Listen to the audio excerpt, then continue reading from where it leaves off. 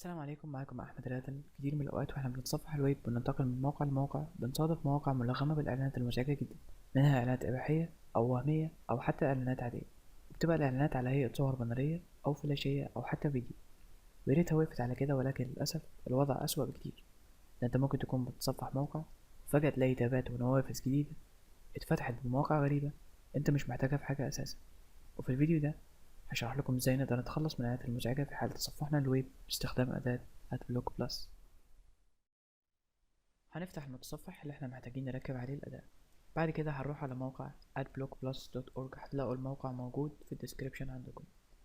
هنخش للموقع. أول ما هتخش الموقع بالمتصفح اللي انت محتاج تركب عليه الأداة، هيعرف على طول نوع متصفحك وهيديك الأداة المناسبة للمتصفح اللي عندك.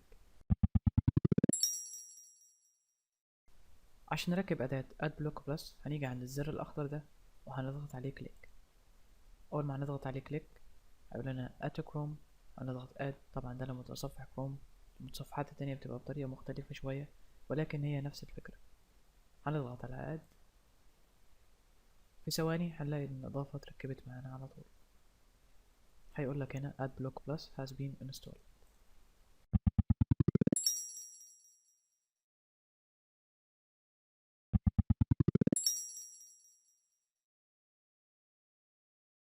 بعد ما ركبنا إضافة AdBlock Plus هتظهر أيقونة AdBlock Plus أو أيقونة الإضافة في بار الإضافات الموجود في المتصفح بتاعنا.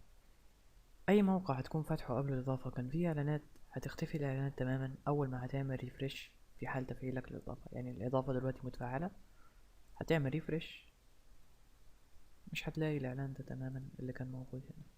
برضو هنا في إعلان، هتعمل ريفرش الإعلان هيختفي.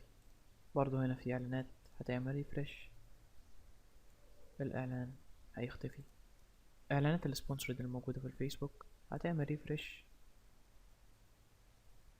مش هتلاقي أي إعلانات تماما.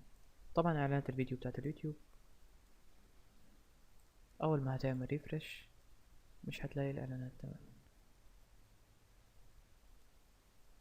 فلنفترض مثلا إن أنا مش عايز أشغل أو أفعل الإضافة في موقع معين مثلا كموقع الفيسبوك، يعني مش عايز الإضافة تشتغل في موقع الفيسبوك. حاجة عند أيقونة AdBlock Plus، وحاجة عند أول اختيار اللي هو Enabled in this site، وهيقولك إن الإضافة شغالة في الموقع ده. هتدوس عليها كليك، هيقولك Disabled in this site، وبكده أنت وقفت تفعيل الإضافة في موقع الفيسبوك. هتعمل ريفرش، هتلاقي إعلانات السبونسرد ظهرت معاك، أو أي إعلانات بيظهرها الفيسبوك هتظهر معاك عادي طول ما الإضافة مقفولة. فلنفترض إن أنت دخلت الموقع ولقيت برضو إعلان رغم إنك مفعل إضافة AdBlock Plus، ولكن هو في الحقيقة مش إعلان، هو مجرد صورة واتصممت على شكل إعلان، ولكن أنت مش عايز الصورة دي تبان أو مش عايز الإعلان ده يبان، يعني عايزه يروح في الفلتر بتاع AdBlock Plus. ممكن يكون إعلان وهمي أو إباحي أو إعلان أنت مش محتاجه يظهر كل ما هتخش الموقع ده. هتيجي عند الإعلان، هتضغط كليك يمين، بعد كده هتختار بلوك إيليمنت. هيفتح لك مربع فيه الرابط بتاع الصورة اللي هي على هيئة إعلان، وهيقول لك ان انت هتضيف الرابط ده في الفلتر بتاع اضافة اد بلوك بلس. هتعمل اد.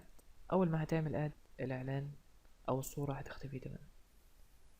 فكرة اد بلوك بلس انها بتحجب لك الاعلانات تماما مهما كانت وظيفتها، وبتخلي محتوى الموقع اللي انت محتاجه هو اللي ظاهر بس بعيدا عن اي اعلانات مزعجة، وبتشيل الاعلان من غير ما تعمل تشويه في الموقع نهائيا.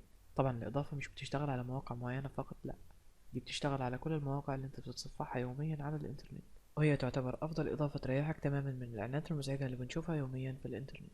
لو شايف إن الفيديو ده أفادك اعمل لايك، ولو شايف إنه هيفيد غيرك اعمل له شير، وكمان لو مستني جديد فيديوهاتي متنساش تعمل سبسكرايب.